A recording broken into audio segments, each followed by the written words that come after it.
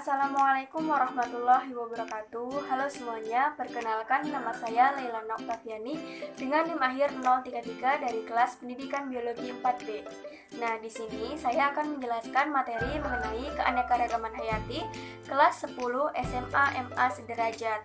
Nah, tetapi kali ini saya akan menjelaskan materi keanekaragaman hayati ini dengan menggunakan media pembelajaran 3 dimensi, yaitu yang bernama miniatur keanekaragaman hayati.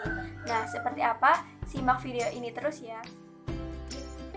Nah, sebelum kita memasuki materi lebih lanjut, kita harus tahu apa itu keanekaragaman hayati.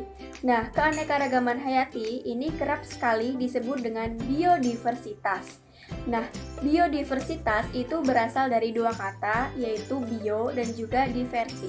Di mana bio itu artinya hidup dan juga diversi itu artinya keberaneka-ragaman atau beragam. Nah, jadi biodiversitas atau keanekaragaman hayati bisa diartikan yaitu keanekaragaman atau keberagaman makhluk hidup yang ada di suatu wilayah, baik itu tumbuhan, hewan, kemudian mikroorganisme maupun jasad rennik. Nah, untuk materi selanjutnya kita akan membahas mengenai tingkat keberagaman keanekaragaman hayati, baik itu tingkat gen, tingkat jenis, dan juga tingkat ekosistem. Nah, ini adalah miniatur keanekaragaman hayati yang telah saya buat. Nah, bisa dilihat di situ ada makhluk hidup, baik itu tumbuhan, hewan, dan juga komponen abiotik yang dapat menunjang keberlangsungan makhluk hidup tersebut. Baik, untuk selanjutnya yaitu kita akan belajar mengenai tingkat keanekaragaman hayati menggunakan media 3 dimensi yaitu miniatur keanekaragaman hayati. Yang pertama yaitu keanekaragaman hayati tingkat gen. Nah, keanekaragaman hayati tingkat gen berarti yang berbeda yaitu gennya. Berarti dalam suatu makhluk hidup itu memiliki spesies yang sama tetapi gen yang berbeda. Seperti pada di sini contohnya ada bunga yang berwarna merah, berwarna oranye, dan juga bunga yang berwarna biru.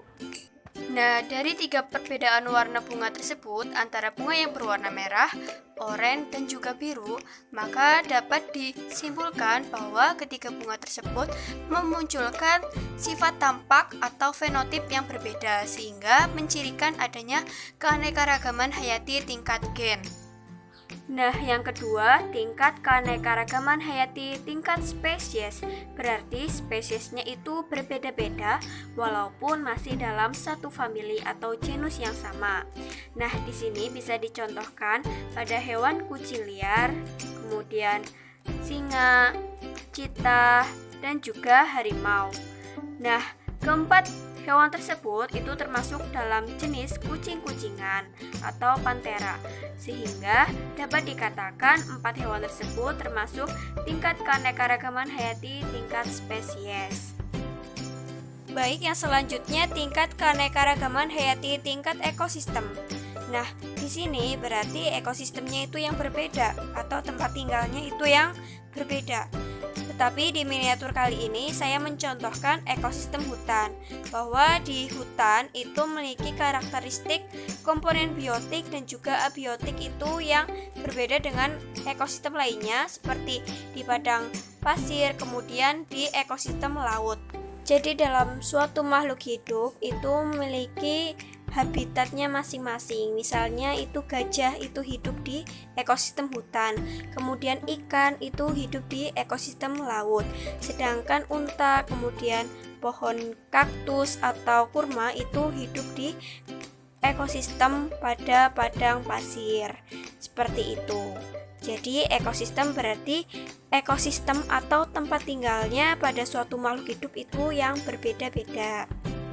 Nah, itu tadi penjelasan mengenai keanekaragaman hayati atau biodiversitas khususnya dalam berbagai tingkat, baik itu tingkat gen, jenis, dan juga ekosistem yang insya Allah akan memudahkan kita dalam belajar keanekaragaman hayati atau biodiversitas. Terima kasih atas perhatiannya. Wassalamualaikum warahmatullahi wabarakatuh.